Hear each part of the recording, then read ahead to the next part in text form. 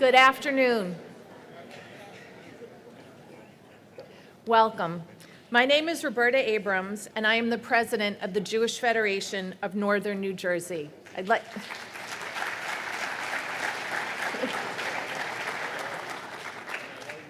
to thank you all for coming today. If you could please direct your attention to the screen here for a short safety video. This is a time when unity is especially important, and having so many supporters in this room is inspiring. I would especially like to thank the leadership of Federation's partner agencies, area day schools, and synagogues. Your presence here is a testament to the strength of our community. Before we begin the program, I'd like to recognize those individual communities who have fallen victim to the recent acts of hate and terror against the Jewish people, including our neighbors in Jersey City and Muncie. Please join me in a moment of silence.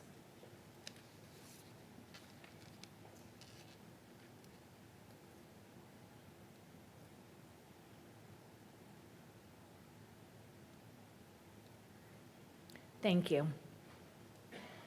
Federation knows these are scary times. We know that it's unsettling to read day after day, week after week, that our people are being singled out, harassed, assaulted, and in some instances, murdered, simply because they are Jewish. We realize you may feel skittish, constantly looking over your shoulder, wondering when the next incident will occur. When bias incidents and crimes against Jews become everyday news, we must act, and that is why we are gathered here in this moment. Today you will hear from Jewish leaders, elected officials, law enforcement about the efforts to protect our community that are often not on the front page of the newspapers, tweeted, or shared on Facebook. There is a nationwide scourge of hate, and often Jews are the target. Federation continues to work every day to reduce anti-Semitism and all forms of hate. Everyone, no matter their race, gender, religion, or lifestyle preferences, deserves to live in a world where they will be respected and valued. Anything short of this is an affront to our civic sensibilities, belief in democracy, and our Jewish values. All right, good afternoon. My name is Donna Weintraub. I'm a member of the Jewish Federation's Board of Trustees, the co-vice president of the Women's Philanthropy Campaign, and the chair of the Federation's I CAN program, which educates high school students about anti-Jewish activity found on today's college campuses. As part of my leadership in the Jewish community, I have focused on creating ways to combat anti-Semitism, both locally and on the college campus, and on educating and preparing Jewish students for what we hope they never face in college or anywhere else. So when I was asked to help with this afternoon's program, I saw an opportunity to bring awareness to the breadth and scope of the work being done to combat the rising tide of anti-Semitism, and to help put the spotlight on the incredible working relationship that Jewish Federation has with both our elected officials and our law enforcement agencies. Therefore, it gives me great pleasure to introduce you to a very impressive group of elected officials who are committed to combating anti-Semitism and all forms of hate and bias each and every day. These officials understand the challenges the Jewish people have faced, continue to face today, and we are grateful for their support. Federation wants to recognize and express gratitude to all the officials who came out today, showing their support and commitment to the safety and security of our community. In addition to the speakers that are seated here on this stage, please help me in welcoming, and I'm going to ask that you hold your applause till I get to the end of the list, it's quite long, Deputy Legislative Director from Loretta Weinberg's office, Carlito Almeida, Chairwoman Bergen County Freeholders, Mary Amoroso, Director, New Jersey Jewish Federation's Joshua Cohen, Wyckoff Councilwoman Beth Fisher, Assemblyman Gordon Johnson from Inglewood, Bergenfield Councilwoman Ora Kornbluth, Hackensack Mayor John LaBrasse, Pompton Lakes Councilman Eckerman Venon, Wyckoff Councilwoman Melissa Rubenstein, Englewood Mayor Michael Wilds, Weehawken Mayor Richard Turner, Vice Chairwoman Bergen County Freeholders Joan Ross, and Bergen County Freeholder Jermaine Ortiz. I'd also like to give a very special thank you to Tracy Zor, who is also with us today, Bergen County Freeholder and Federation Board member, for her assistance in arranging the use of this space and for her ongoing commitment to standing up against bias and hate for both the Jewish community and the Bergen County community at large. I also want to give a very special thank you to Congressman Josh Gottheimer. Josh continues to lead the effort on introducing and supporting legislation in Washington to fighting anti-Semitism, hate, and bias, and has been one of our staunchest supporters. Josh, we are deeply grateful for your work. In the next few minutes,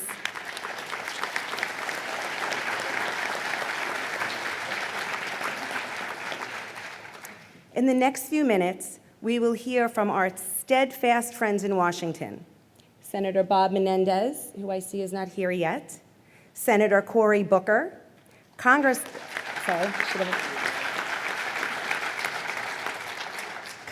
Josh Gottheimer, Congressman Bill Pacrell Jr., who represents portions of both Bergen and Passaic counties, 2 representatives from Hudson County, both whom represent parts of Jersey City, Congressman Albio and Congressman Donald Payne Jr., whose district includes Greenville section of Jersey City. Senator Booker, if you wouldn't mind joining me. I'm sure you'll be much more interested in hearing from him than from me. Thank you. Thank you so much.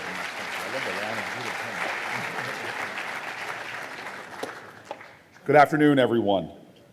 It is an honor to be on this stage with individuals to my left and in front of me who stand together in the work as public leaders who demonstrate here in New Jersey that we don't have people who make the mistake. My mother told me when I first was elected to the United States Senate that, son, the title doesn't make the man has got to make the title.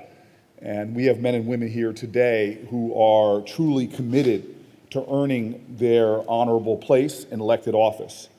I am speaking first, but just onto the stage is the person that should always be speaking first, is my senior senator, Bob Menendez.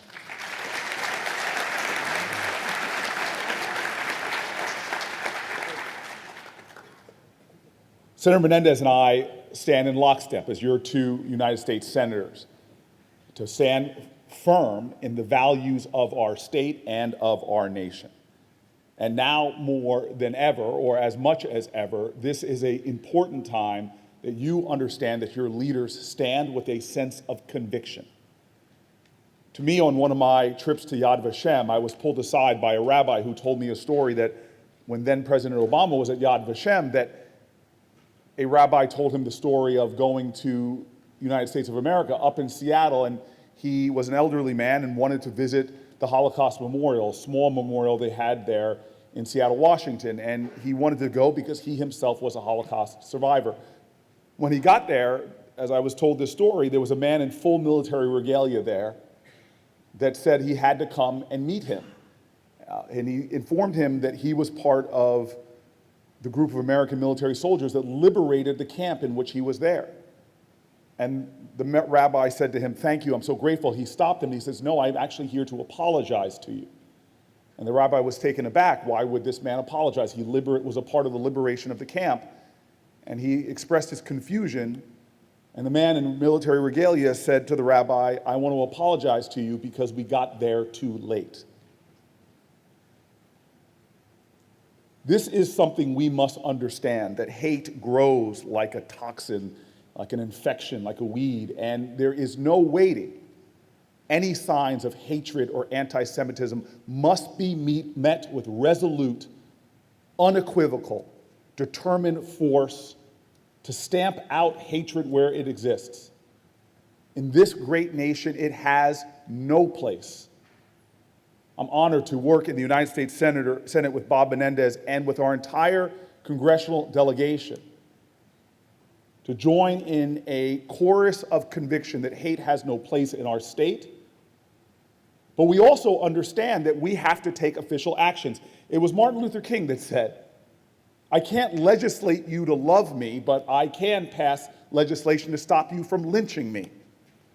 I can't legislate to change a man's heart, but I can pass legislation to restrain the heartless. I'm honored to stand with legislators from our state in taking concrete actions to keep our communities safe and strong, and to speak with conviction against anti-Semitism. So proud to have worked side by side with Bob Menendez on everything from fighting against efforts for BDS to making sure that we get the resources our state needs for our houses of worship, for our community centers, so that they can make sure that our people are safe and remain free. There are many speakers coming, but I want to say on a very personal level, I stand here because of people who didn't necessarily look like me or pray like me, but understood the interwoven destinies that we have. As James Baldwin said when he wrote a letter to Angela Davis, if they come for you in the morning, they will come for me at night. We are woven together in that fabric, that one garment of destiny. And in everything that we do, we must stand for each other, stand with each other. I know that I was taught in my earliest days what King said. He said, what we have to repent for in our day and age is not the vitriolic words and violent actions of the bad people, but the appalling silence and inaction of the good people. This is a time in our state and our nation with growing levels of anti-Semitic violence that no one should remain silent. This is a time that all of us should be speaking up, condemning the hate, celebrating our connection, and allowing no shelter for those who want to divide our society against itself. It is often in times of most difficulty that we see the truth of who we are. We are not defined in life by what happens to us, but by how we choose to respond. In this difficult time of pain and tragedy and loss here in New Jersey, in this time of hurt, many of us are heartbroken, but we should also be proud that we are standing together to ensure that we are never again in history too late to respond to hatred, that we stand up for the most powerful and urgent force in all of humanity, and that is love, that we may love one another like brothers and sisters. Thank you.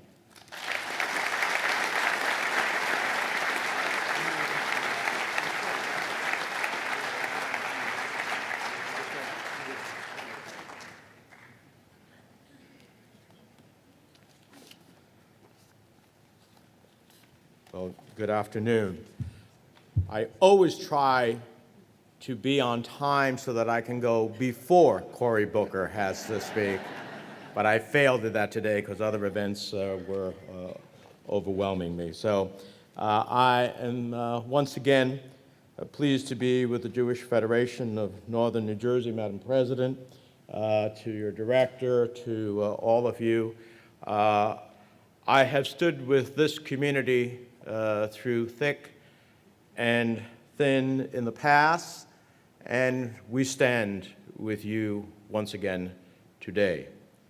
And I am so thrilled to see the array of public officials who are out there at the forefront publicly speaking against the forces of darkness and seeking to bring the forces of light to overcome them. I'm thrilled that my colleague in the United States Senate, who not only his eloquence speaks to this issue, but his actions speak to this issue, as we recently responded in the appropriations process to dramatically ramp up the assistance that we give houses of worship and community centers of religious faiths so that people can feel truly free to come unafraid. So I'm so blessed to be working with Cory Booker in the United States Senate with an incredible delegation who I know you're about to hear from. We have an extraordinary Attorney General who stands at the forefront of fighting against hate, and we appreciate him very, very much. As well as members of the legislature and law enforcement and so many others. We come together when anti-Semitism is on the rise. According to the ADL, anti-Semitic incidents across America doubled between 2015 and 2018. And in 2018 alone, more than 200 of those incidences took place here in New Jersey, the third highest in the nation. The most horrific of these acts, from Jersey City to Muncie to Pittsburgh to Poway, have shaken us to our core. They have invoked a history of violence against Jews that many of us would like to believe are relics of the past, but we cannot afford to be that naive. For when these events take place alongside other anti-Semitic incidents, desecration of Jewish cemeteries, swastikas painted on schools, harassment of Jewish journalists, broken windows in synagogues, we remember that anti-Semitism is not dead, but dormant, and all too easily awoken by those who would stoke hate. The stoking of that hate comes in many forms. We see it from the left and the right when politicians spout anti-Semitic conspiracies about Jews funding invasions of migrants, or using money to control Congress, or blaming Israel for all of the Middle East problems. We see it when leaders fail to denounce neo-Nazis marching in the streets of Charlottesville or downplay the threat of white nationalism worldwide.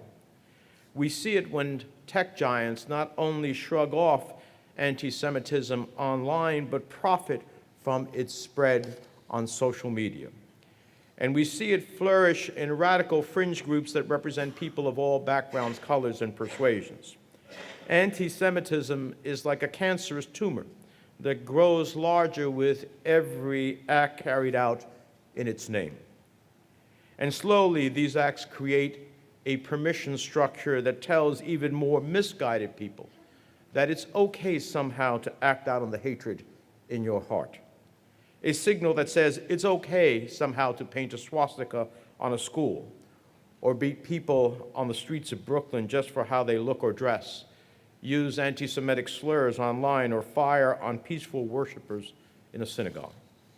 In this climate, it's no surprise that many Jewish families feel uncertain about whether it's safe to send their children to a Jewish school, or go shopping at a Jewish deli, or even place a menorah in their windows during the Hanukkah Festival of Lights. That's why, in times like these, it's incumbent on people of all faiths and backgrounds to stand up and say without equivocation that anti-Semitism has no place in our communities, in our state, or in this country, period. An attack on one is an attack on all of us, regardless of how we worship or what we look like. That gun violence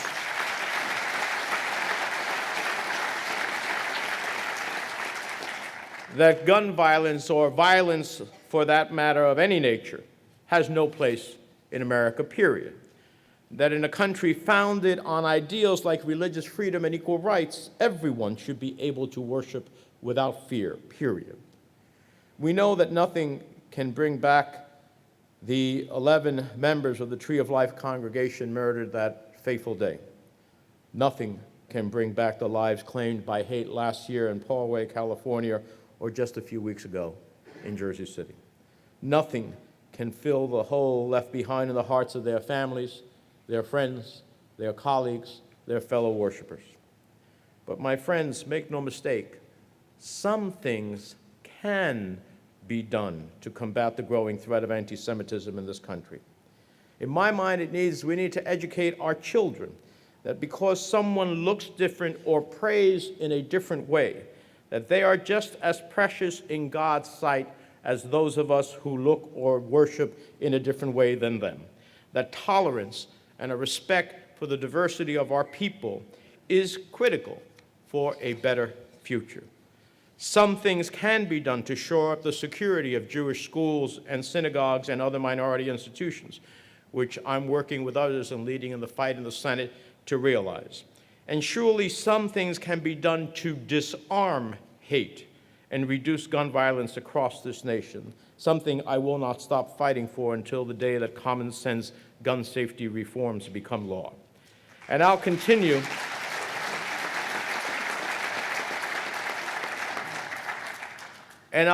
to do what I do as the senior Democrat on the Senate Foreign Relations Committee. We get opportunities to meet with different heads of state from different parts of the world. Cory's on the committee. He's often been there at these private coffees, off the record, where you get to talk to a head of state. And I have made it my singular focus that when I have a head of state that is a head of state of a country in which we see a rising tide of anti-Semitism in their country, that in the 5 or 10 minutes that I get, to press them about what they're doing about anti-Semitism in their country. And it's always very interesting to see. They snap their head back when I raise this as a question to them because they're used to that the conversation is about our bilateral relations, economic relations, security relations, trade issues, but it's very rare that someone raises the issue of anti-Semitism with them. And I do it because I want them to know that a senior member of the Senate Foreign Relations Committee and of the United States Senate is going to judge our relationship with them about what they're doing in anti-Semitism in their own countries. So I'll continue to stand up for the right of Jews to live in safety and peace from New Jersey to New York, from Paris to Jerusalem and beyond. And as the ranking Democrat on the Senate Foreign Relations Committee, I'll continue pressing foreign leaders about the rise of anti-Semitism in their countries. Because wherever anti-Semitism rears its ugly head, we know that racial hatred, nationalism, and violence are not far behind. And all of us have a role in combating hate. This is something I've been passionate about for decades, something that I fought for all the way to my days in the state legislature, when a group calling themselves the Dot Busters assaulted members of our Hindu community. The community came to me and said, "We are being hurt. We need your help. What can you do?" And I realized that at the time that if you committed a crime against a property that was motivated by hate, there'd be a higher penalty, but if you committed a crime against another individual because of hate, there was no such penalty. It was then that I wrote and passed New Jersey's bias crime law, because while we may not be able to eradicate hatred from someone's heart, we can send a societal message that we do not tolerate crimes of hate of any kind.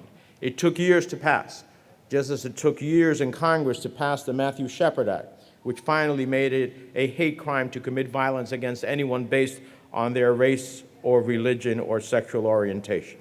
Now is the time for robust enforcement, both at the state and federal level. And if we need more reforms to combat hate in the 21st century, we will write them and fight for them until they become law. We will not let bigotry and violence intimidate us, all of us. Not here, not now, not ever. So let this be a day that we stand up against hate, that we stand up against violence, and that together we stand up for the beautiful diversity that makes this country unique among nations, and the Jewish community that contributes so much to what makes New Jersey great. As your senator, you have my hand in friendship and the power of my office to do everything possible so that you are safe and secure and free to practice your religion and your way of life as you see fit, which is in the very essence of the American spirit. It's not only Jews who can practice the effort of Tikkun Olam. All of us can be practicing that effort to repair the world. And I hope it starts here today with each and every one of us. Thank you very much.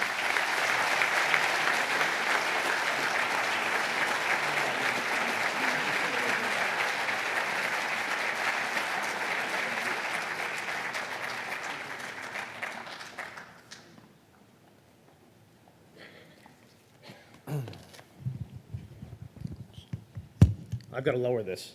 The fact that I have to lower this after Bob, just extenuates my great height.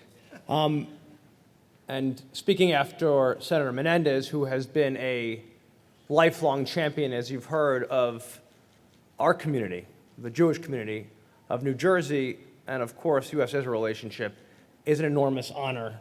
Going after Senator Booker and then Senator Menendez is just intimidating. So thank you very much, Senator, and thank you for all your incredible work for us and our state and our country.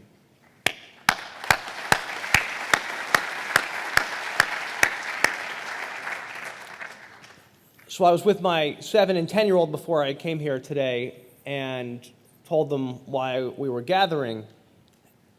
And, Congressman Pacrell and I earlier this week came together around a similar purpose.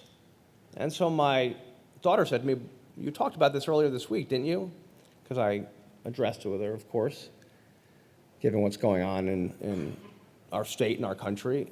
And I said, "You can never speak out enough about what's going on right now." And so I am so grateful that the Federation brought us together today.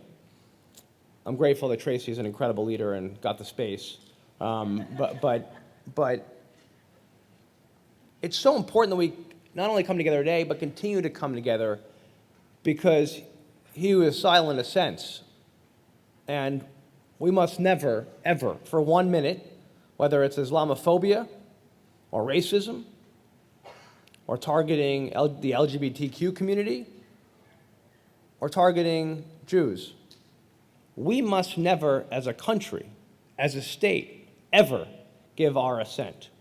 We must never be silent. So I am very grateful to the Federation and to Jason for leading this, and particularly grateful that we're joined not just by our remarkable Attorney General and our sheriff and our assembly and our freeholders and so many mayors and faith leaders, but that members of Congress, 3 other members of Congress from our delegation, have taken the time out of their very busy schedules to actually come here to the greatest part of the state, I believe, to talk to us. And so to Albio and Mr. Payne, Mr. Pacrell, I am beyond grateful for you also being here today. Thank you for your leadership.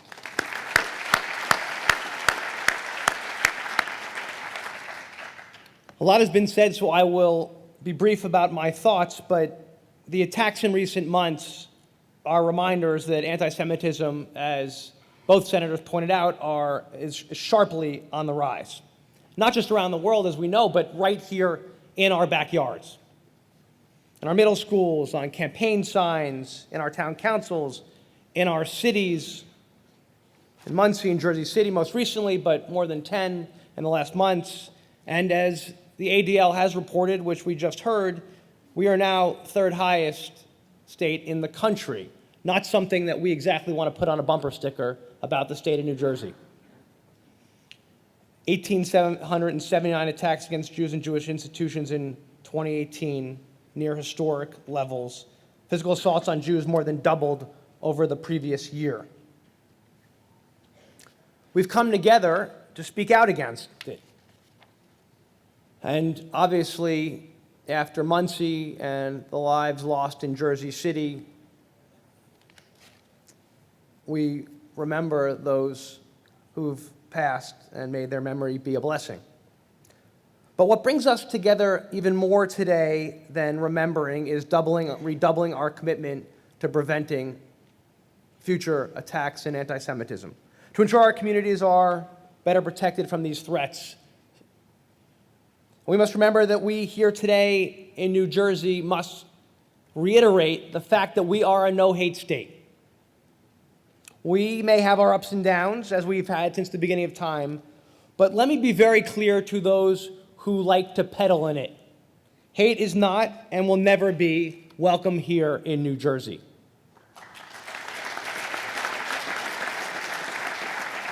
And as we focus on the safety and protection of our communities, let's us remember to come together in situations like this one with law enforcement, first responders, leaders of all faith, and communities and stand united to knock down the wave of anger that is engulfing far too many of our communities, both here in New Jersey and around the world, against the countless acts of racism and discrimination.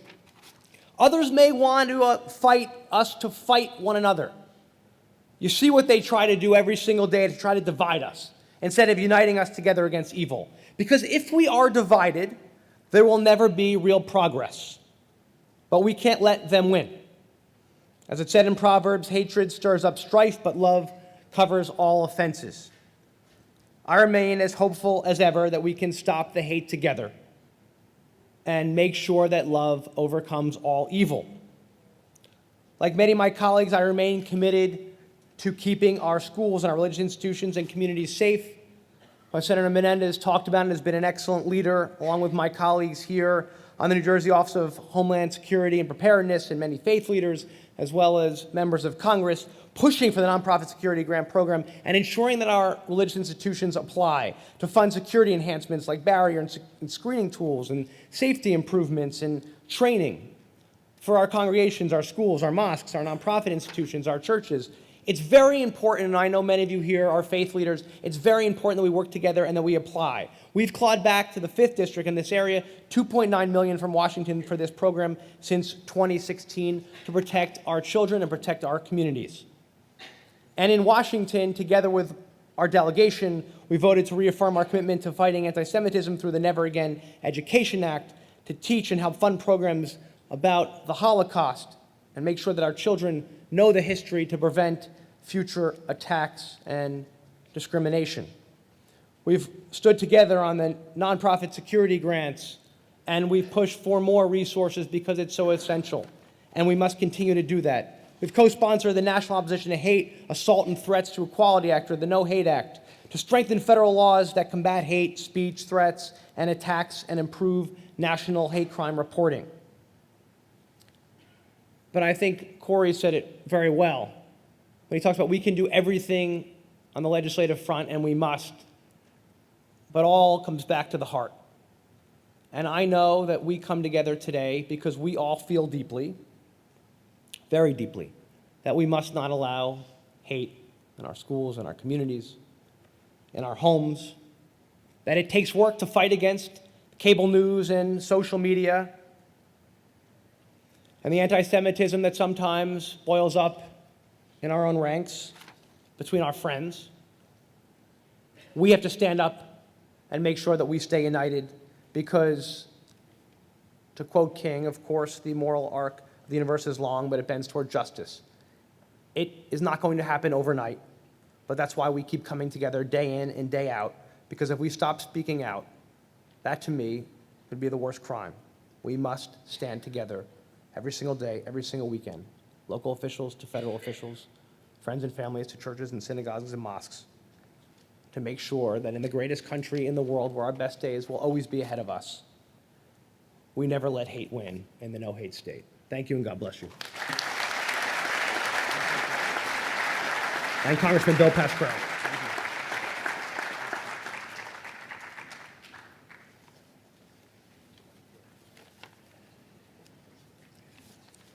Roberta, thank you for bringing us together, as well as the entire organization.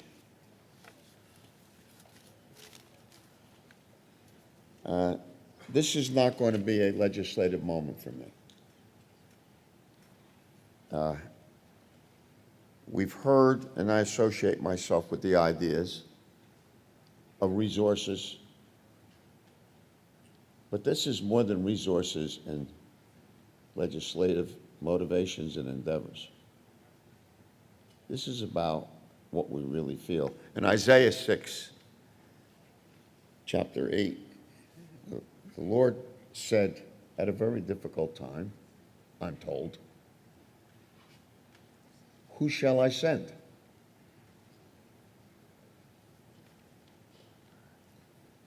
And who stood up and said, send me, Lord.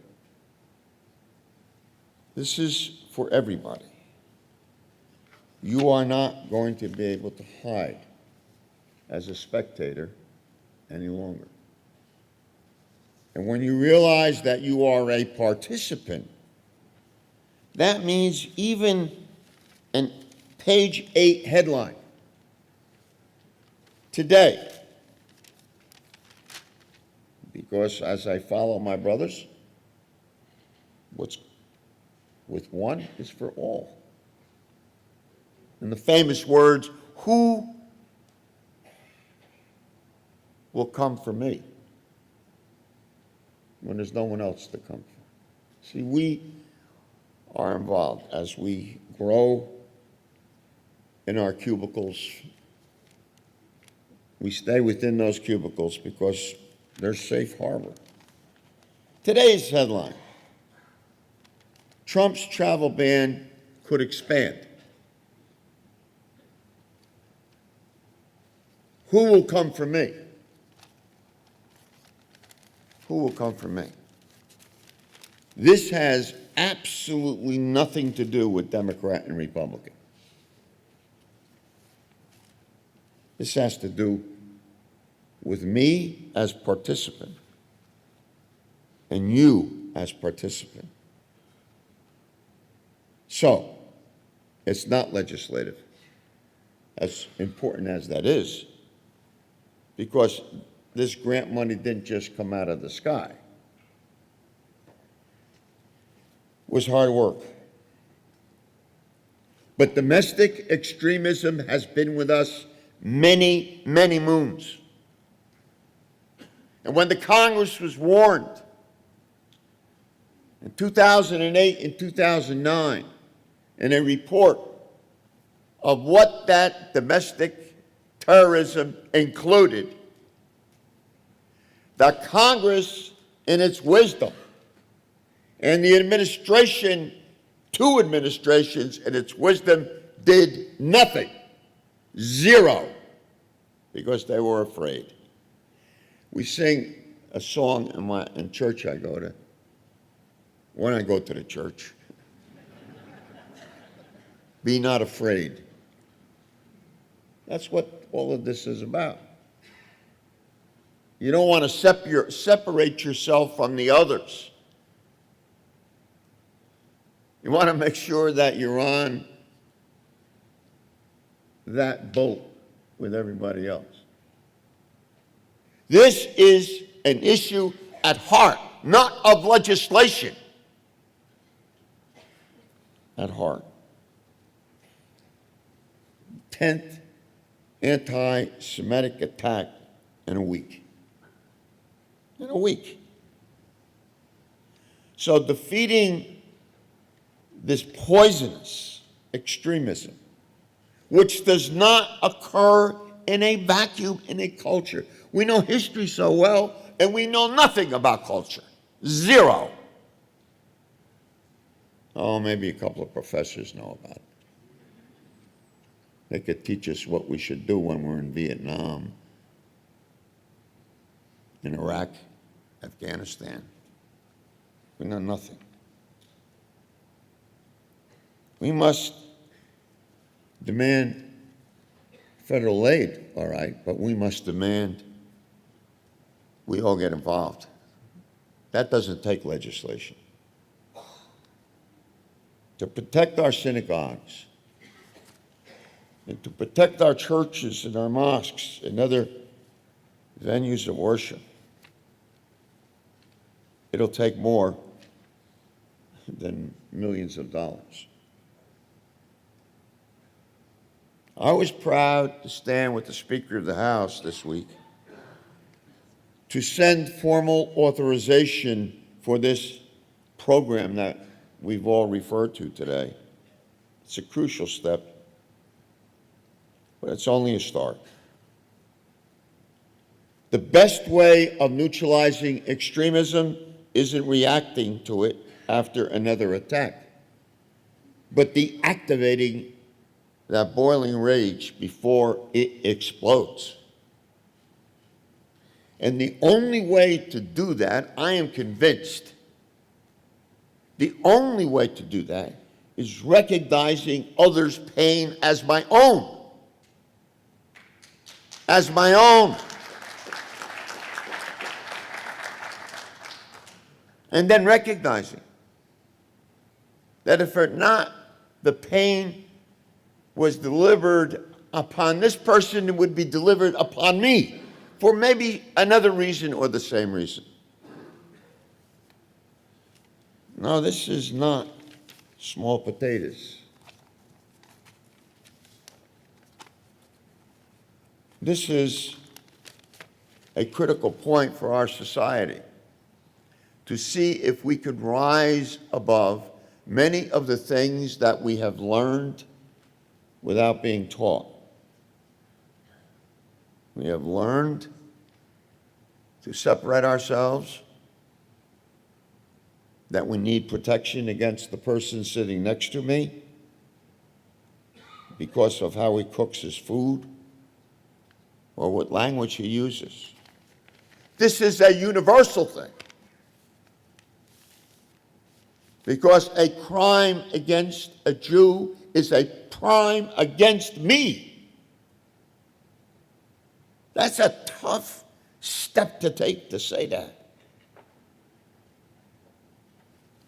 But we will. That's the hope of our democracy, and that is why we are still the hope of the world. God bless you all, and thank you for being here.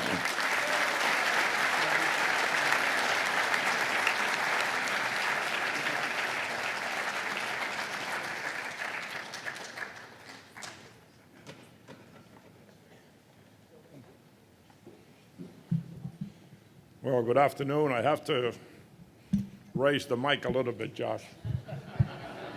I'm sorry.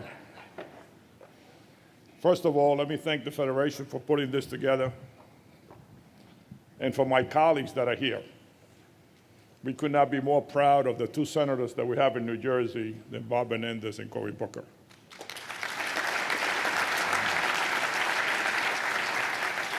And I couldn't be more proud of my colleagues in the Congress. And this year we have a new addition, Josh, which has been a real firebrand in our Congress. And we all enjoy working with him very much. We have a few new ones. In New Jersey, we have 11 out of 12 Democrats, so it's all good. You know, as I listened to my senators and my colleagues, I was wondering what I could share with you. But I'll share this with you. I came to this country at the age of 11. My parents brought me to this country. This is a great country.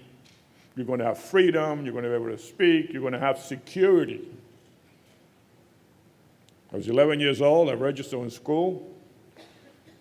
I was one of 3 Hispanic at the time. My brother was the other one. And all of a sudden, I hear spick, this and that. You know, to me, it was bewildering that people have this hatred, they don't even know you. And as I grew up, the guy that was sitting next to me in the classroom, he was Irish, he was Polish, he was Italian. I cannot, for the life of me, understand how this level of hatred has risen to what it is today.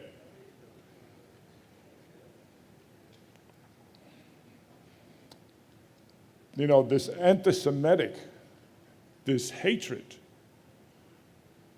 has to be eradicated.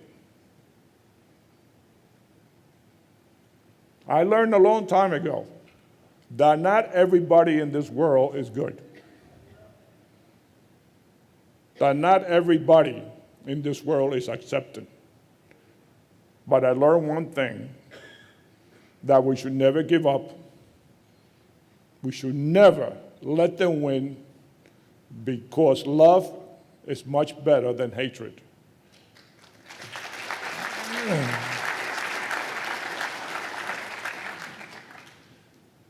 You know, I visited the site in Jersey City.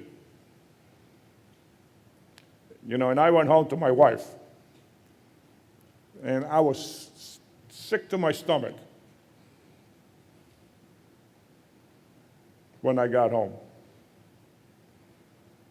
To see a group of people in Jersey City trying to carve out their space so they could practice their religion, so they could teach their children, and having to see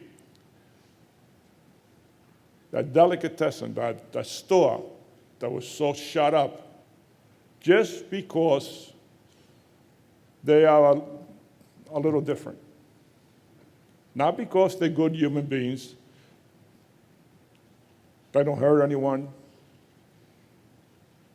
they take care of their families, they go to work every day. No, just because you look a little different. To me, I cannot understand that mentality.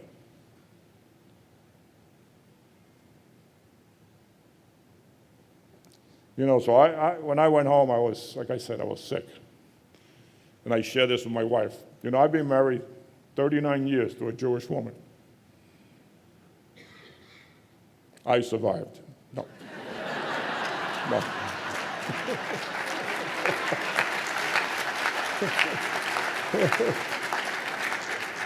And I learned a few things along the way. My wife is always saying to me, kind of horror can you eat? But look, I just, you know, want to tell you that I would work with my colleagues to make sure that you are secure, that you can enjoy your religion, that you can enjoy your family, that you can help us and help me and help my colleagues eradicate this hatred that's in this world. This cause is going to destroy us. So thank you for having me here today. And I want to thank my colleagues for working with me, and I will make sure that we will continue to work together on any legislation that makes you more secure in this country.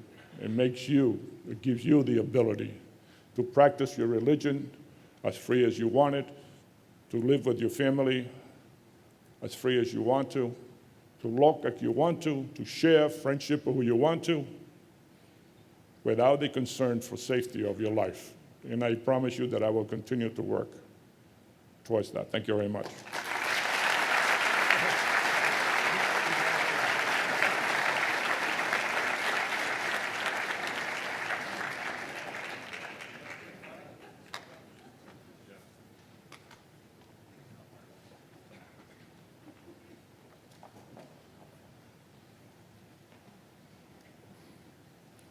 I need to lower him a little.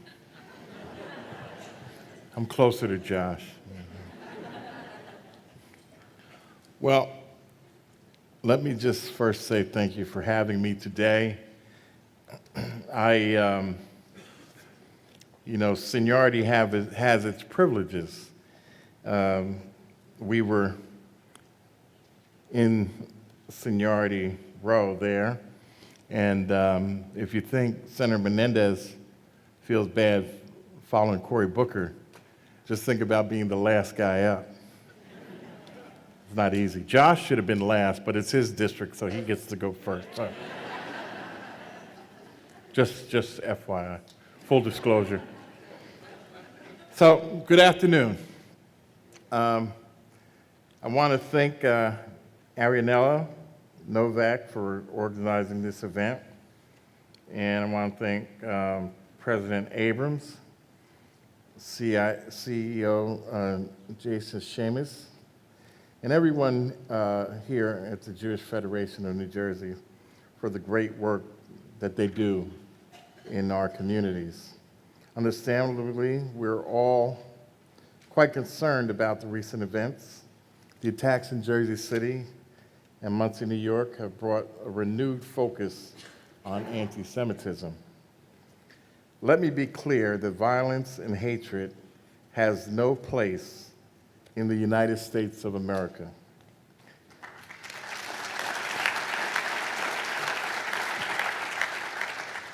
Diversity and inclusion are two of the things that make us a great nation. Also, No one in this country should ever have to live in fear. No one should have to worry whether a trip to the grocery store could be their last.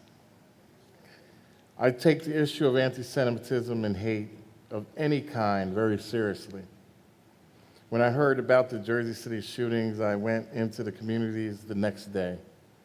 I wanted to hear from residents and speak with local leaders in the Jewish community about their concerns. I attended a shiva for Mindy Frentz, one of the victims in Jersey City. And last Thursday, I had the honor of standing next to Speaker Nancy Pelosi, Bill Pacrell, and Chairman Benny Thompson as she signed the Securing American Nonprofit Organizations Against Anti-Terrorism Act.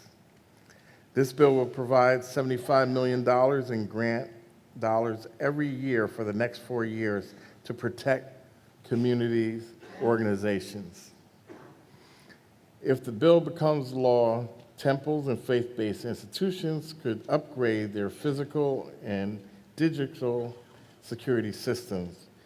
I'm very proud of the work that I had done on this bill. Benny Thompson, the chairman of Homeland Security, asked me as the chairman of Emergency Preparedness and Response and Recovery for Homeland Security to kind of shepherd the bill. But he said I shepherded it, but he basically told me what to do every step of the way, but I was the shepherd. So, this also could help train officials on how to stop terrorists. And it could improve the way they evacuate people during crisis. Americans should not be afraid to enter their houses of worship, ever. This bill provides the financial support to protect them as they worship. But that is just one of the actions that I've taken to combat anti-Semitism. As a member of the, as I stated, member of the Committee on Homeland Security, we created a bill to provide more information and research on domestic terrorism, such as violent anti-Semitism, to prevent attacks. The bill is called the Domestic International Terrorism Data Act, passed by the House just this past September. If it becomes law, the bill would allow law enforcement agencies to share data about how they combat domestic terrorism. And it would collect data on people and groups who commit terrorist acts. These bills are examples of the actions that we are taking in the House of Representatives to protect our communities, all of these gentlemen here on the stage. And let me just say something about the New Jersey delegation. I guess I'm a little biased, but we're very fortunate in the United States House of Representatives to have the 12 members of the New Jersey delegation be who they are and what they do every single day. We communicate, we work together in the best interest of the state of New Jersey. And there are some delegations in the House that do not do that. But New Jersey is strong. We're Jersey strong together. And I just want to acknowledge these gentlemen once again for the work that they do every single day.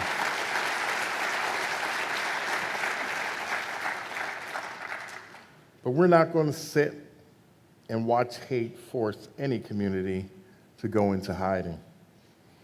Even with these bills, we have got to do more to protect anyone who is a target of hate. And we need to remind them that hate has no place in a nation built on freedom and inclusion. And as I go to my seat, that was the written part of my statement. But let me just say that I am a lifelong resident of Newark, New Jersey, the South Ward of Newark. Some of you might know I was born at Beth Israel Hospital.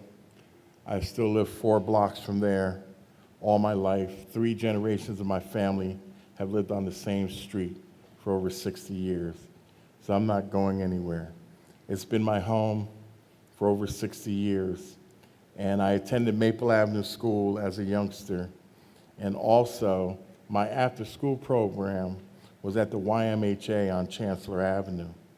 So it has been part of my life and my culture. My father used to tell the joke when he was alive that as a young boy I came home and said, Dad, we won the war. I was talking about the Six-Day War. So, And one of my most heartbreaking memories was when the YMHA moved to West Orange, and it was really, really debilitating for me. So I tell you all that to say that this has been part of my life. This is not just my job. This is personal for me. Thank you.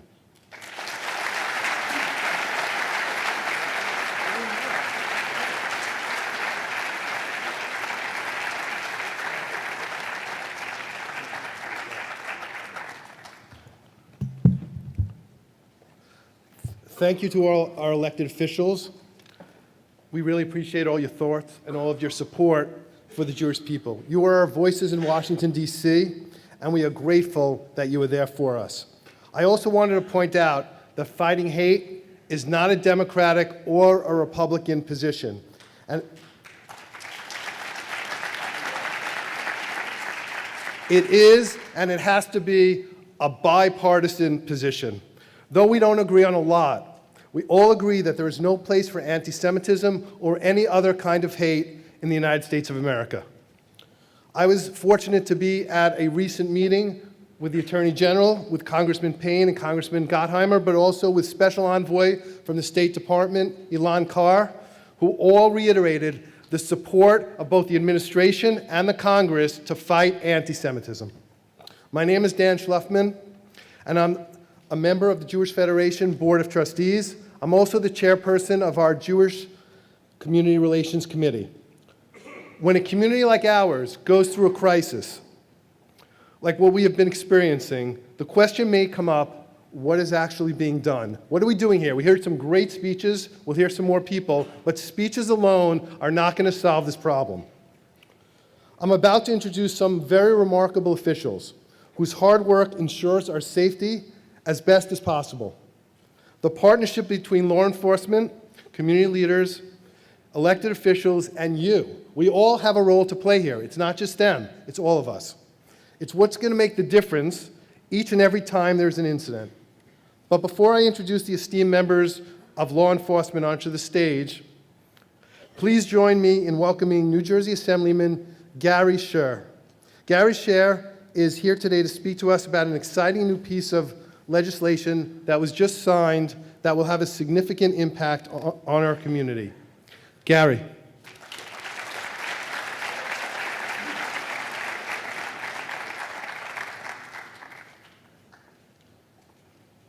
Good afternoon, ladies and gentlemen. After hearing from 2 senators and 4 congressmen, I think that you would all agree this has been an unbelievable experience so far. We are blessed by officials who are dedicated, committed, who understand what we as a community are going through, who understand what America must seek for its future.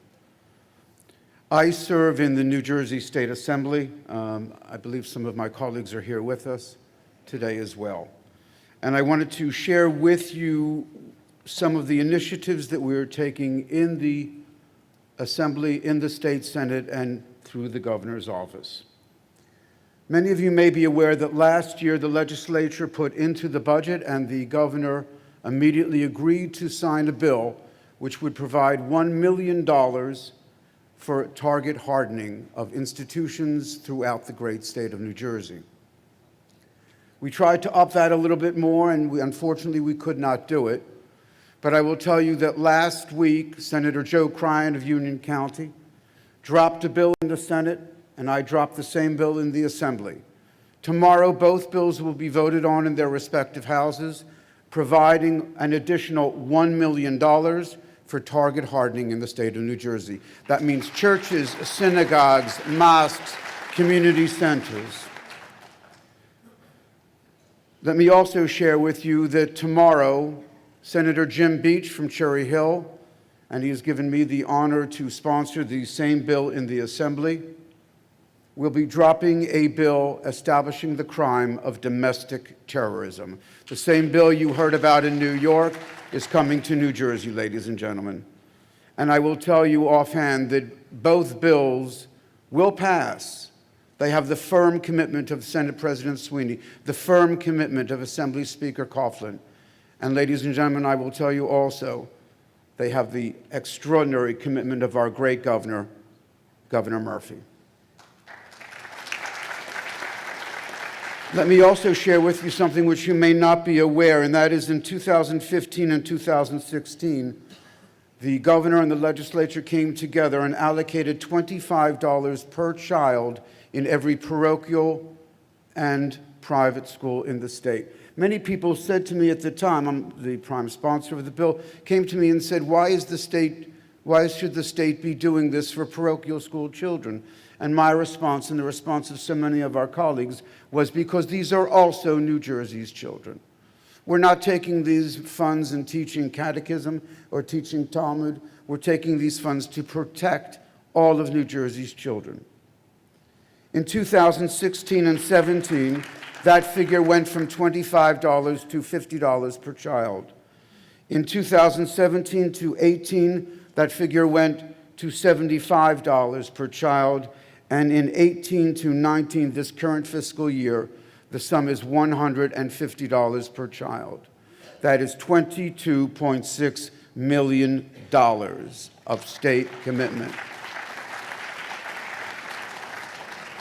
Much to the governor's chagrin, I am sure, I will be proposing a bill tomorrow which will increase from $150 to $250 per child in the state of New Jersey, bringing the total allocation to $36.7 million. We think that's quite remarkable. We will also be dropping a bill tomorrow under my name to increase target hardening from $2 million currently to $10 million in next year's budget.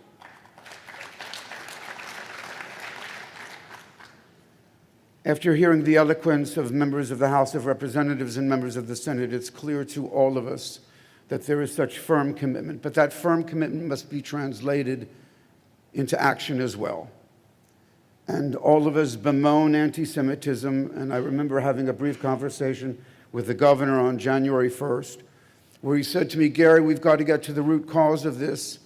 We've got to try to solve the problem. And I looked at him and I smiled and I said, Mr. Governor, you will forgive me, but this is a 5,000-year-old problem. If anyone can solve it in one term, you can, but I'm not so sure. But until we educate our children differently, until we educate our children better, ladies and gentlemen, we need the resources to make sure that our children and their parents and their grandparents are safe and secure. And these funds hopefully will achieve that.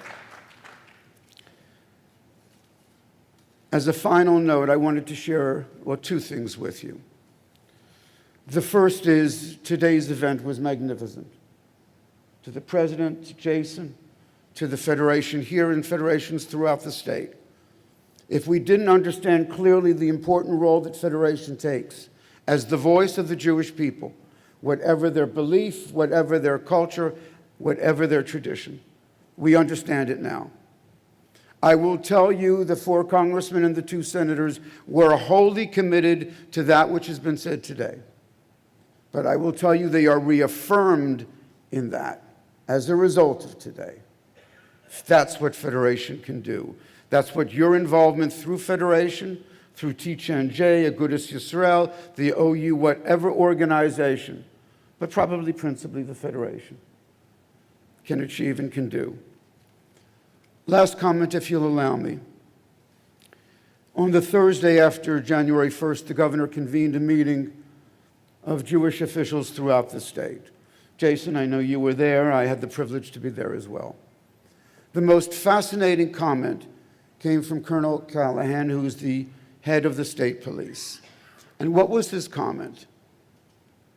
That every member of the Siyam Hashas, which many of you might know took place in the Meadowlands on January 1st and involved over 90,000 people, that every person would go up to the various members of law enforcement, and the state police were there, and the Ocean County was there, and Passaic County, Bergen, everyone that you can imagine. Bergen County was the best, by the way, Sheriff, but that's...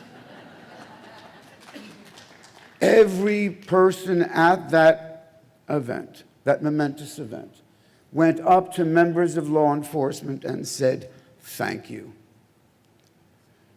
He said to all of us, there was no drinking, there was no drugs, there was no violence, but he could not get over the appreciation that we as a people had for law enforcement. Ladies and gentlemen, if there's one thing that we've learned today, it's that we've got some tremendous representatives in Washington. And if you'll allow me, some tremendous representatives in Trenton as well. But make sure to say thank you to our police officers. Make sure to say thank you to our Attorney General, who all of you, if you don't know already, will find out is the best Attorney General in these United States.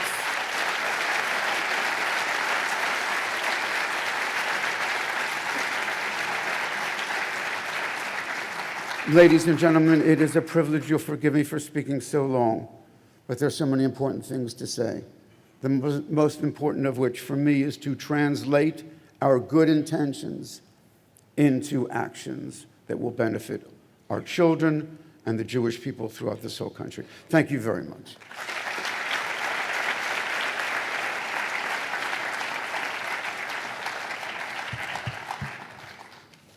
Thank you, Gary. We want to thank you for all that you've done, all you do for the Jewish people, all you do for the state of New Jersey. We appreciate the legislation, and we're so happy to have you here. In the next few minutes, you're going to hear from an esteemed group of law enforcement officials who will share some of the behind-the-scenes work that is keeping our community safe. They are good friends of the Jewish community. I'm going to actually just list them all, so please hold your applause. Then I'm going to introduce the Attorney General, and he'll speak first. So we have the Attorney General, Gurbir Grewal, the Bergen County Prosecutor, Mark Musella, the Assistant Bergen County Prosecutor, Vered Adoni, and the Bergen County Sheriff, Anthony Curitin. And finally, you're going to hear from Jerry Dargan. He's the Jewish Federation's Director of Jewish Community Security, who will give some concrete information on things we can all do to make our community safer. So before I introduce the Attorney General, I just want to say that Attorney General Grewal is a great friend of the Jewish people. He's not only a great Attorney General, but he's always the first one to answer the call. He's obviously not Jewish, but he might as well be, because every time... That's not even the joke. Because every time we ask him, he's the first one to answer, Hineni, I am here. That's the joke.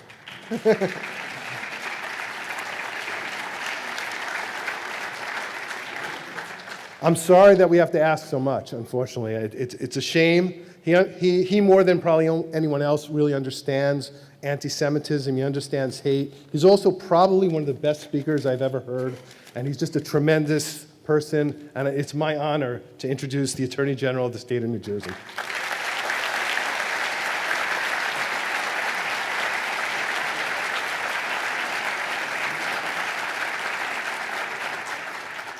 Hineni? Did I get it right? I'll leave that to you. I guess I'm not fully indoctrinated yet.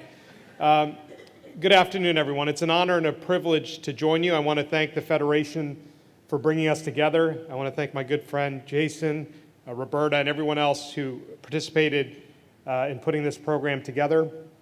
I want to thank our congressional delegation for being part of this afternoon's program, but for also leaving so I didn't have to sit on the precipice of the stage any longer and I could move a little bit closer to the podium. As I was reflecting on what words to share with each of you this afternoon, I couldn't help but think about all the other meetings that we've had. This is not the first time the Federation has brought us together in the wake of the attacks in Jersey City. As I was looking at the video that was played earlier, I was reminded of the meeting that we had about a week after the attacks. And it was following that meeting that all of us, we walked over to the kosher supermarket. The congressional delegation was present. And as we were trying to process the horror that had transpired there the week before, the colonel of the state police and I, Pat Callahan, we broke off from the rest of that delegation. And we looked up to our left, about one floor above the kosher supermarket and one building over. And there were a number of young boys wearing their kippahs, and they were peering out from behind a curtain and waving down at us and smiling and laughing. They were the students in the yeshiva next door who had been trapped there for hours only a week earlier while a gunfight waged on beneath them. And so the colonel and I decided to leave the delegation and go to that yeshiva. And we knocked on the door, we were let in, we walked up the narrow stairway to the second floor, and we met with Rabbi Roth, who ran that school. And we checked in on the boys. And we asked them, how are the boys a week later? How are they doing? And he told us that they're doing okay, they're resilient. They're back in school, they appreciate the support of the community, they have a lot of people who are looking after them and making sure that they're okay. And so the colonel and I asked if we could go in and talk to the young boys. And they ranged from age from 6 to maybe about 12 or 13. And the rabbi let us in. And when he opened that door, and before we could even break the threshold of the room, all of those young boys, unprompted and unscripted, got up and they started clapping. And they weren't clapping for me. They were clapping for Colonel Callahan and the French blue uniform that he was wearing and the golden triangles on that uniform and what that uniform represented to them. They were clapping for all the brave first responders who a week earlier had prevented a horrible tragedy from becoming something unimaginable. They were clapping, I saw Chief Mike Kelly here of the Jersey City Police Department. They were clapping for him and his officers. They were clapping for Detective Joseph Seals, who I'm sure when the story of what transpired on December 10th is fully told, will go down in the annals of history as a hero who prevented something far greater from taking place in Jersey City that day. They were clapping for all the brave men and women from this county and other counties who ran to harm's way to keep others safe. And the congressman and others have recognized this, and the assemblyman did as well, but I think we should take a moment at this point to recognize all the first responders who are here this afternoon.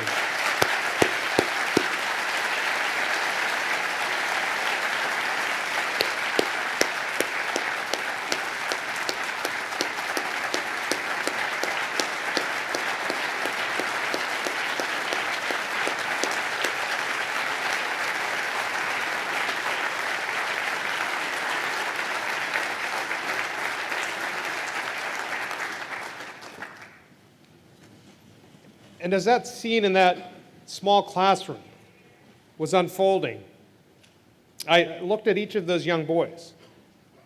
And what I saw in that room were dozens and dozens of holiday miracles. And when I looked across the street, there was another elementary school with its own miracles there as well, because, again, things could have been far, far, far worse. And I think as we come together this afternoon, we owe it to all of those tiny, tiny miracles that we are doing everything in our power to ensure that they can live their faiths freely, that they can go to school, whether it's an elementary school or it's a religious school, without any fear of whether they'll make it home that evening. We need to do everything in our power to make sure that no one is attacked or harassed because of the way they look, where they come from, how they worship, or who they love. And it becomes daunting because when you look and talk about the rising tide of hate and intolerance in this country in this moment, the numbers are horrific. In 2017, there were 549 reported incidents of bias and hate in New Jersey.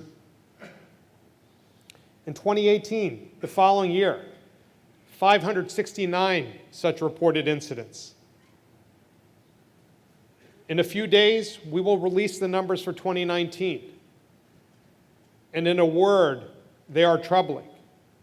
We haven't verified the data completely, but I can tell you that at least through the first 3 quarters of the year, we have well over 700 incidents reported of bias, hate, anti-Semitism in this state.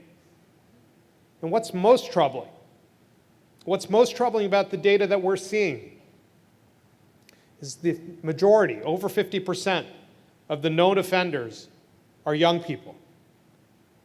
And the vast majority of incidents now are taking place, unfortunately, on school campuses.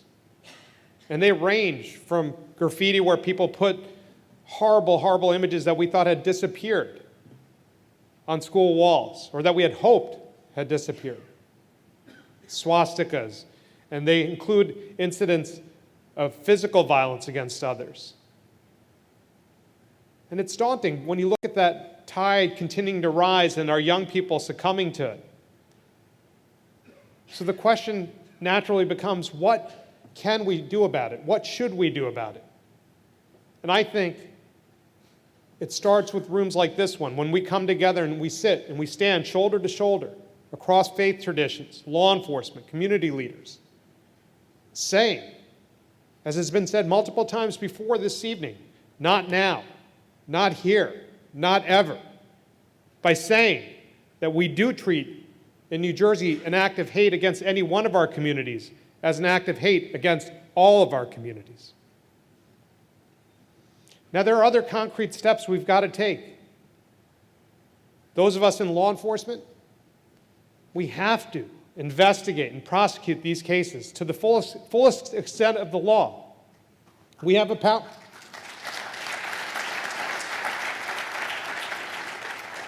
powerful domestic terrorism statute in this state, which I hope will become even stronger after the revisions that the Assemblyman talked about are enacted. We have to use that statute to send a strong deterrent message. And that statute has been used by the Bergen County Prosecutor's Office. It's been used by the detectives who sit before me. This is not new, unfortunately, to Bergen County. Between 2011 and 2012, we had a string of synagogue bombings that escalated, and they started with attacks on brick and mortar synagogues. And when the assailants couldn't do the damage that they had hoped to inflict upon the particular community that they were targeting, they wanted to identify a wooden synagogue. I see Chief John Russo is here from Rutherford in his community. And our office used that statute to send these 2 individuals away to serve mandatory minimum sentences of well over 25 years each, because that sends a strong message that we have zero tolerance for this type of conduct in this state. The other solutions have been talked about. That rise that I'm talking about, that rise of hate and intolerance that we're seeing in the numbers over the last number of years, I hate to tell you, you already know this, that matches the rise in hate and intolerance that we're seeing in our public discourse. The coarseness in our public discourse plays a huge part of it, because it gives comfort to people who might have these ideologies and might keep them within themselves. It gives them comfort, and it gives them a slight nudge, I believe, to act on those ideologies. So all of us, whether we have a platform or whether we don't, need to call out that hateful language. We need to call out those who engage in that type of language whenever we hear it and wherever we hear it.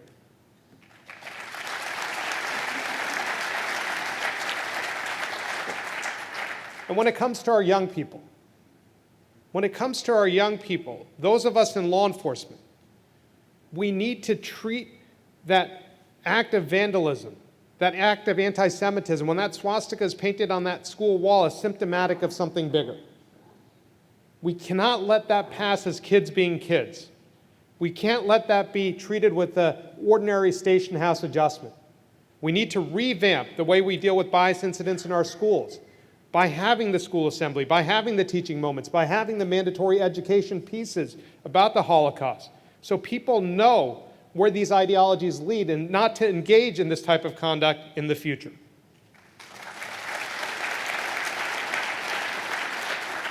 And I am hopeful. I'm hopeful the Governor's Youth Bias Task Force, which is meeting as we speak, will come up with those types of concrete suggestions and recommendations to the Attorney General's office, to the Governor, to the legislators, to enact what we need to get that done, to make sure that our school curricula as Senator Menendez was talking about earlier, is teaching our young people not just math and science, but how to be good, decent human beings. Not to be just tolerant. Don't tolerate anybody. I don't like that word. We need to accept everybody. Tolerance isn't good enough for me. We need to accept and teach them to accept all of us. And the final piece, I think, is social media. Social media, more than anything that I've seen in recent years, has given quarter to bigots, to anti-Semites, to those who express hateful ideologies. They don't have the wherewithal to say what they're saying online in our public squares. And so they find each other in the confines of their small rooms in front of their windows, and behind their keyboards, they're willing to say things that they would never say face to face. And our social media companies are adding to the problem by using algorithms that push people that have a particular ideology to other people who have that same ideology, giving them the false impression that there are others out there in numbers like them and that it's okay.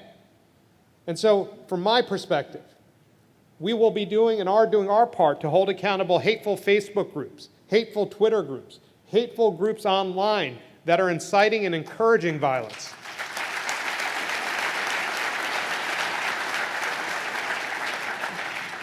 But all of you, all community members, teachers, stakeholders, everyone up here, we have to do our part too. You know, we talk to our kids about the dangers of online predators. We say, be careful of who you run into online. People might be trying to take advantage of you in some way. Do we have that same conversation with them about hate groups that operate online? Because we should.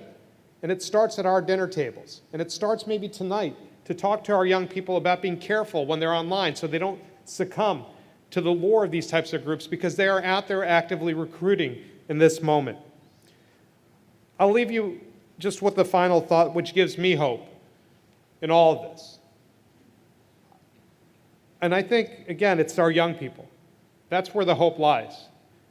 And our educators need to fix what's broken at the dinner table, but I think our young people are where we do this. And no one said it better than Nelson Mandela in his Long Walk to Freedom, his autobiography.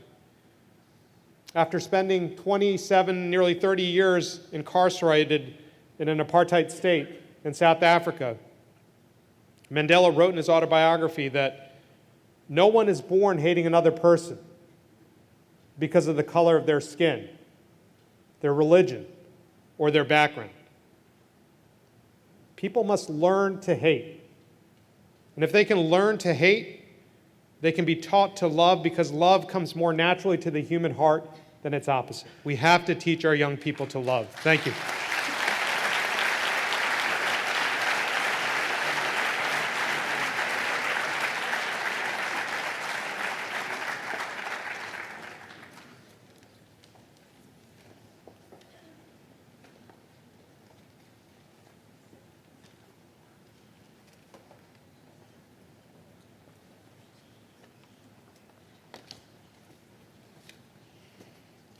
Thank you for having me today. My name is Mark Musella.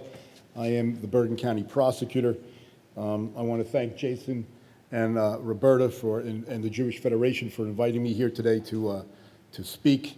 I want to also thank our distinguished guests that were here and spoke out against hate and hate crimes, and I want to thank the General for being here, certainly. Lastly, I want to thank you all for coming out today and being here and listening to what we have to say. I've been asked to come out here today and speak specifically about some of the things law enforcement in Bergen County is doing to prevent hate crimes, to prevent bias incidents before they occur. I have two messages for you today, and the messages on behalf of Bergen County law enforcement is that we are prepared and that we are doing everything in our power to prevent these type of incidents before they occur. Specifically, in Bergen County, we are prepared. We have a Bergen County Regional SWAT team. Our Bergen County Regional SWAT team has 2 roving patrol vehicles that patrol Bergen County daily in the northern section and in the southern section 6 days a week. These vehicles and these teams supplement and multiply the presence of local law enforcement officers throughout the county. In addition, our SWAT patrols are stepped up on holidays and for special events. We have a rapid deployment team in Bergen County. This rapid deployment team, or RDT, is a force multiplier. It is comprised of specially trained local officers that are deployed for large-scale events, that are deployed for heavily trafficked areas such as shopping centers and malls, and which are deployed for emergency situations. We also have an individual named retired Detective Sergeant William Stallone. William Stallone is a 25-year veteran of the Bergen County Prosecutor's Office. He is part of our Bergen County Prosecutor's Office Counterterrorism and Intel Unit, and who many of you know, he is our risk mitigation planner and critical infrastructure coordinator. In 2019, he made 69 security assessments of houses of worship and of other facilities throughout Bergen County. Those assessments are not only important from a security standpoint, but they are necessary to qualify for state and federal grant money that is available for security enhancements to your facilities. And this is what the Assemblyman had spoken about. Our police chiefs have been instructed at our monthly chiefs meetings to make sure that all of their officers are trained and familiar with the customs and traditions of the citizens in the communities in which they serve. With regard to prevention, the Bergen County Prosecutor's Office has a robust counterterrorism and intelligence unit and cyber crimes unit. We are constantly monitoring social media, news media outlets, citizen tips, and other sources for threats and suspicious activity. And we share this information and this intelligence with our local, our state, and our federal partners in law enforcement in an effort to prevent incidents of hate and bias before they happen. In addition, you heard the general allude to the youth crimes, the youth bias task force. We certainly will take part in any educational programs that are mandated by the governor to address our youth with regard to hate speech, hate crimes, and bias incidents. And we believe that that is coming and that is necessary. Finally, I ask you in the audience to be mindful that you can do a few things to help us in law enforcement. You've heard us say, if you see something, say something. But we mean that in law enforcement. Law enforcement is not just reactive, we are proactive. You heard me say that we have a robust counterterrorism and intelligence unit and cyber crimes unit. But there is no substitute for your eyes and your ears. Please call your local police department if you suspect anything, if you see anything, or if you have any questions. Thank you.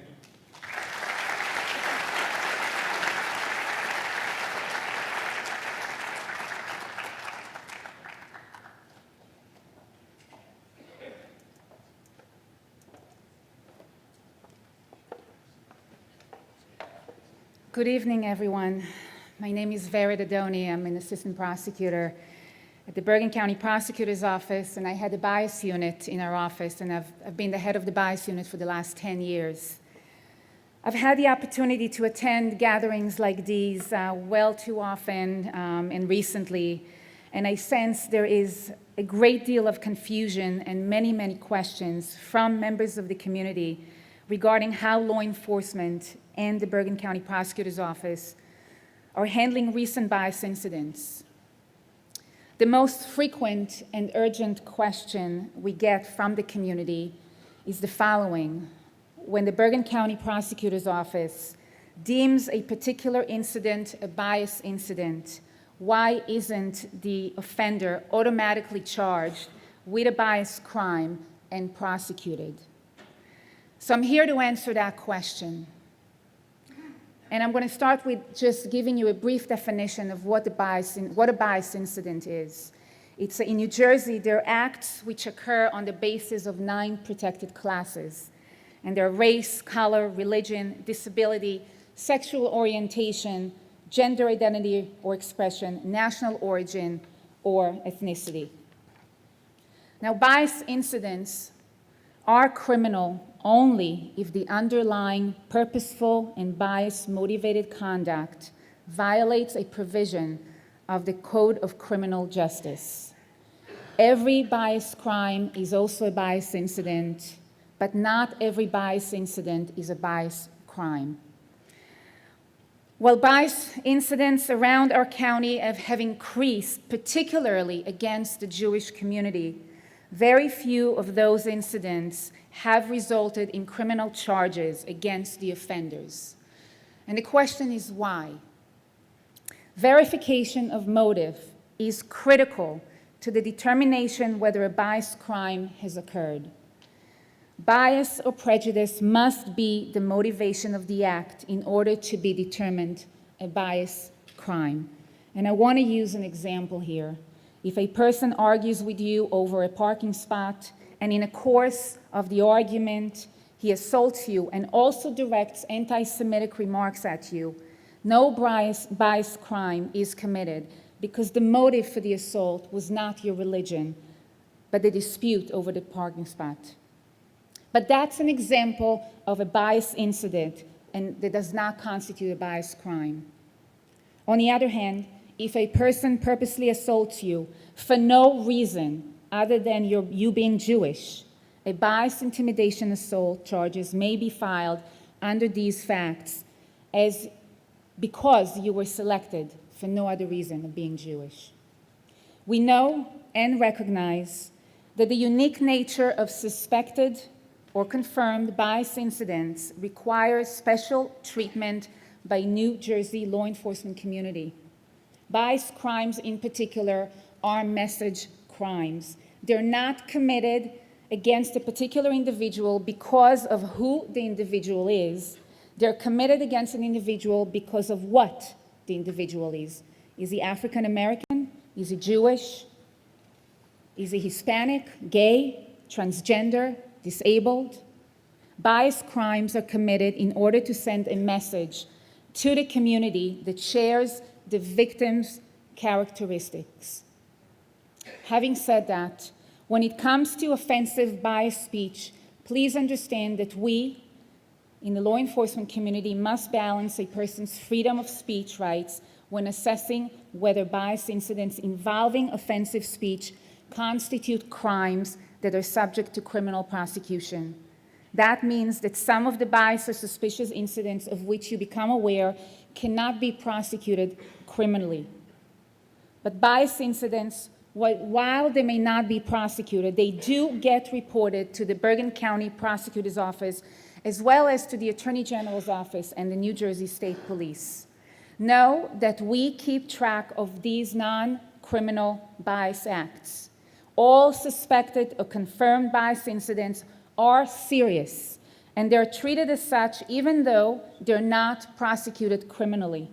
Bias incident investigations are conducted in a timely manner using all available resources in order to determine the identity of the perpetrators as well as the circumstances surrounding each incident. While we investigate bias incidents within Bergen County, the Bias Crimes Unit within the New Jersey Division of Criminal Justice under our Attorney General, Grewal, is the statewide agency that coordinates efforts of all the counties to eliminate crimes motivated by bias. They possess information regarding all the bias incidents that occur within the entire state of New Jersey. In closing, I would like to say that please know that we are aware of each and every bias incident, criminal or not, that occurs throughout this county and throughout the Bergen County. Each incident is being investigated by the local police departments under our direction and supervision. The local police departments report to us at every stage of their investigation. We're taking every step necessary to identify those who commit these acts and hold them accountable.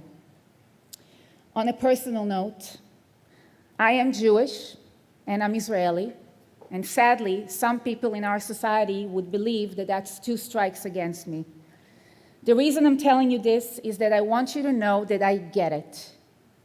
And while I'm not visibly Jewish, and maybe because of that, I have never been personally the target of anti-Semitism, know that an attack on you is an attack on me. But more importantly, a biased attack on any person is an attack on us all. Thank you.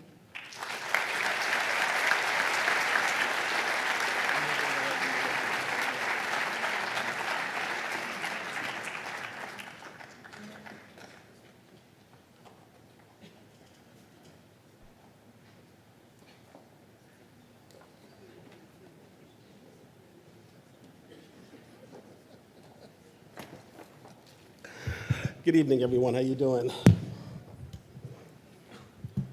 I first want to thank the Jewish Federation of Northern New Jersey for inviting me to be a part of this important summit. Jason, your organization does an outstanding job advocating on behalf of the Jewish community, and I've had the pleasure of working closely together, first in my position as the Bergen County NAACP president, and now currently as your Bergen County Sheriff. I've stood with your organizations on several events, the Eve Group controversy in Mawa, and as the AJ had mentioned, the synagogue bombing in Rutherford and other anti-Semitic incidents. I myself have made a concerted effort to meet with the JFED Community Relations Committee in my first 6 months as sheriff. But I can't do it all myself, and I rely on law enforcement and the members of the Bergen County Sheriff's Office to make sure we do what we have to do to provide the necessary security for the residents of Bergen County. Over the past month, our region has faced two tragic and heinous attacks against the Jewish community, as we know in Monsey and Jersey City. Both were shameful attempts to dismantle the community's sense of security, replacing it with fear. We've said it before, we'll say it again. Hate crimes and bias incidents are on the rise across our country, and we cannot welcome hatred and/or discrimination. In my time in law enforcement, more so in the last 5 years or 11 years, I've taken a very active approach when we talk about social justice. And during that time, I've come to understand and really internalize the incidents against the Jewish community as well as other communities. The one thing I'm proud to say as a Bergen County resident and as your elected sheriff, Bergen County has demonstrated resiliency time and time again. We've shown how we come together and unite when our various communities are confronted with harmful attacks within Bergen County or globally. The Word of God says, "Let no weapon form against us prosper." You can find that in Isaiah 54. So the weapon of hate, weapon of discrimination, cannot prosper in our society. And we need you to support the law enforcement community, as you have proven, so we can fight hate and not let hate take over our daily lives. Nobody should have to fear practicing their faith. The ability to worship freely and openly is among one of our nation's most sacred and founding principles. Bergen County is a place where diversity in our DNA and the only thing not welcome is hatred and discrimination. As you've heard, an attack on one group should be an attack on all of us, on all humanity. We must all denounce anti-Semitism, racism, and all other forms of discrimination as being unacceptable, and also denounce those who use them as a tool of division. Because if we don't, this will become the new normal. Growing division will continue. Notion of us versus them mentality will become commonplace, and active violence will only increase. From a law enforcement perspective, know that we're doing everything we can do to make you safe. Just as I said last week at Congressman Gottheimer and Pacrell's interfaith event, the Bergen County Sheriff's Office has your back. The Sheriff's Office routinely increases patrol by houses of worship and surrounding communities in times of heightened alert to restore a sense of comfort and security to our religious community. In anticipation of religious high holy days, every year our office partners with the Bergen County Prosecutor's Office to host security briefings with local police departments and clergy to discuss public safety precautions. And we also work closely with the Bergen County Police Chiefs Association, and we all have our resources ready to deploy. We'll always be vigilant in enforcing the violation of our criminal code. However, it's extremely important for residents to understand that the success of most investigations, as mentioned, begin with yourself. The rabbi and Monzi prove that. We say, see something, say something. When that unfortunate event happened, he came outside and looked at the license plate of that vehicle. And him recording that vehicle and providing that information to law enforcement assisted greatly in bringing that young man under apprehension. So that's why our agency prioritized the practice of community policing, because it's imperative that all residents feel comfortable, safe in contacting the police. It's more important now than ever to report suspicious activities. If you see something, say something. Call or text us. You can text us at crimes, but make sure you include Bergen Tip.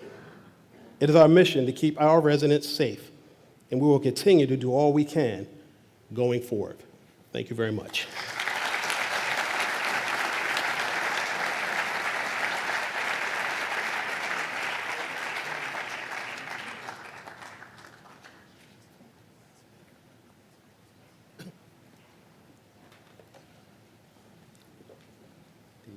Just looking for the clicker.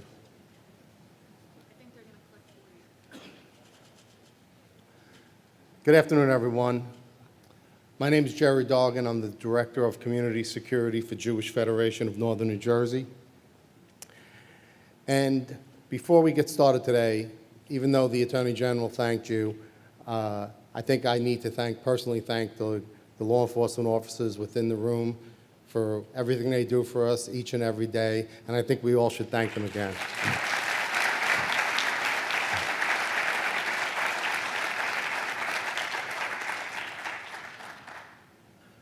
Just a little bit about myself, and I'm going to be brief. I'm the last speaker, and then Jason's going to wrap it all up. In March, I recently retired from the Bergen County Prosecutor's Office, where I left as a captain. I originally started my career in Hudson County in 1992, but please don't hold that against me. It actually was a great place to start and get a good foundation for my law enforcement career. My first 8 years were spent in Hudson, and as I said, the last 18 years, I retired as a captain at the Bergen County Prosecutor's Office, moving up the ranks and going through a multitude of different squads, ending at the courthouse, where I was the administrative captain of the courthouse, where I was responsible for protecting the 300 employees at the prosecutor's office and the visitors that we received there each day. I come from a law enforcement family. I continued that with marrying a police officer. My wife and my children are in the room. We live here, I work here, and my children go to school here, so I have a personal stake in keeping this community safe. When I began to transition from the public sector to the private sector, the position at Federation presented itself as the Director of Community Security, and I thought that I'd be able to leverage my law enforcement experience and my network of law enforcement personnel and to be able to help a community that I think right at this point needs some help. When Jason and I got together and spoke about some of the objectives and the goals that I had, there were three main areas that we were going to concentrate on: liaison to law enforcement, resources for the synagogues and the institutions, and training and education. So the first one, law enforcement liaison. What exactly does that mean? There were three things that we're going to concentrate on: bias incidents and crimes, institutional security, and crisis response. Bias incident and crimes. I work closely with the schools, institutions, and law enforcement to make sure that all bias incidents or crimes are reported properly, are vetted, investigated, and are tracked. got to go back one. Oh. Resources for the synagogues and the institutions. Before I speak on that, I think it's important that I talk about three phrases that you've been hearing a lot, but I think there's a necessity to explain them. Target hardening. Target hardening is a term used by security personnel, law enforcement, and the military, which basically describes the enhancements and security features to institutions and to locations. Risk vulnerability assessment. This is actually where the law enforcement comes out. We talked about Bill Saloni comes out, and they actually look at a location, and they tell you from soup to nuts exactly what you need to do to make the location more secure. And then security grants. Now, basically, there's two entities that give out security grants. There's the federal government, which is the FEMA grant. It's a $100,000 reimbursement grant that's offered for just target hardening. And we talked about a little bit about what target hardening and some of the features are. Alarm systems, panic buttons, anti-ramming devices, which are bollards, and blast film. And these are all things that grant addresses. Now, just to put things in perspective, there were 79 federal grants given out, and we brought 10 of them back to northern New Jersey, which was around $1 million. The other entity that gives out grants is the New Jersey Office of Homeland Security and Preparedness. They offer two different grants. One is a security personnel grant, which is a $10,000 grant that is for actually boots on the ground. The $10,000 can be used to pay for security professionals or law enforcement officers to be at your facility and protect your facility day in and day out. Again, there were 51 $10,000 grants given out, and 17 came back to northern New Jersey, the Hudson, Bergen, and Passaic counties. The second part of that is a $50,000 reimbursement grant, which is offered by Homeland Security, which is again for target hardening. And out of the 10 given out in New Jersey, 4 of them came back to northern New Jersey.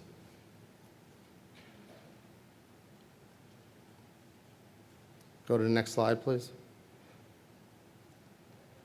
Next slide. Next slide. Okay, so now just to talk about resources for the synagogue and institutions. It's a group effort. We have in New Jersey, especially northern New Jersey, the best of the best protecting us. Law enforcement here is second to none, but like many of the speakers said, they can't do it alone. It's actually a collaborative effort between law enforcement, between the congregants taking part and getting the grants and bringing the money back to make our facilities hard targets. They cannot do it alone. Like the sheriff said, we need to, if you see something, say something. Don't be afraid to call. It may be something that you don't think is a big deal, but you got to call the police. You got to put it all together. And at Federation here, my coworker Debbie Gottlieb and I and the Federation employees have really, I think, collaborated, and we're able to bring a lot of grants back to this area to make our institutions more secure. Since the inception of the grants, $10 million was brought back to the community. That's a great number, but it's a continuing process. The last thing, training and education. You cannot plan for the next incident, but you can plan your level of preparedness. So some of the trainings that we've done at Federation since March, out of all of the institutions, 30 of them have had active shooter training. Now, it may sound like a good number, but I will not be satisfied until we get every institution to have active shooter training. Stop the Bleed. Federation on July 12th held its first Stop the Bleed training. Now, just for the layperson, Stop the Bleed training is a very simple way to teach regular everyday citizens how to help in a bleeding emergency. Now, most people that die from blood loss. So this is a great way for people to learn how to to help in a blood emergency, in a traumatic event. Now, 35 of our synagogues were represented that day. And I will be very upset if on February 11th, which is our next training, if the remainder of these synagogues are not there.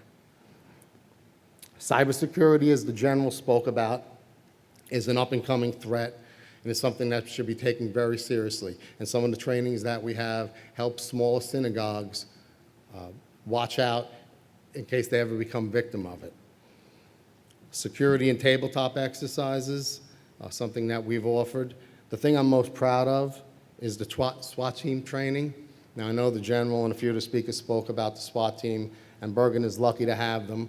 But with the cooperation of the Bergen County Prosecutor's Office and the Bergen County Sheriff's Department, we were able to open up our synagogues and our institutions and to allow the SWAT team to train there.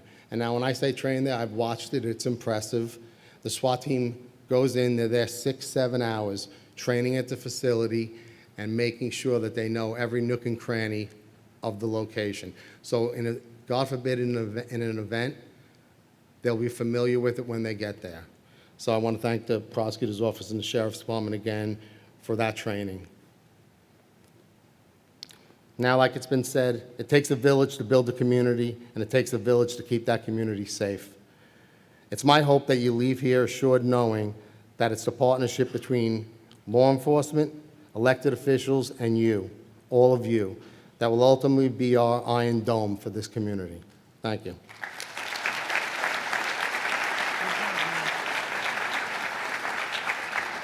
Thank you. I am the last tonight, so I'm not going to actually make my remarks. I'm simply going to thank all of the elected officials, all of the law enforcement, all of our speakers, and all of the community who came out today.